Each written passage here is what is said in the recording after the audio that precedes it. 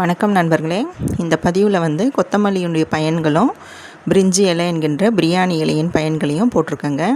எனக்கு தெரிஞ்சு இந்த கொத்தமல்லி வந்து ரொம்ப பயனுள்ளதாக இருக்குங்க. எனக்கு தெரிஞ்ச ஒரு சின்ன பொண்ணு தாங்க இப்போ தான் வந்து ஏஜ் அட்டன் பண்ணாங்க.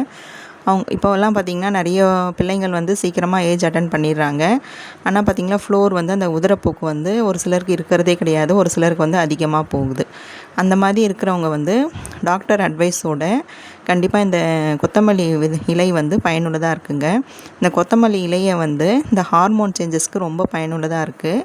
இந்த கொத்தமல்லி இலையை என்ன பண்ணுங்கன்னா, காலையில் எழுந்த உடனே நல்லா மிக்ஸி ஜாரில் போட்டு தண்ணி ஊற்றி நல்லா 1 டம்ளர் தண்ணி ஊற்றி நல்லா அரைச்சிட்டு அப்படியே வடிகட்டி காலையில் வெறும் வயிற்றில் குடிச்சிட்டு வந்தோம்னா, 1 மாதம் குடிச்சிட்டு வந்தோம்னா கண்டிப்பாக இந்த ஹார்மோன் பிரச்சனை எதுவாக இருந்தாலும் சரியாயிடுதுங்க.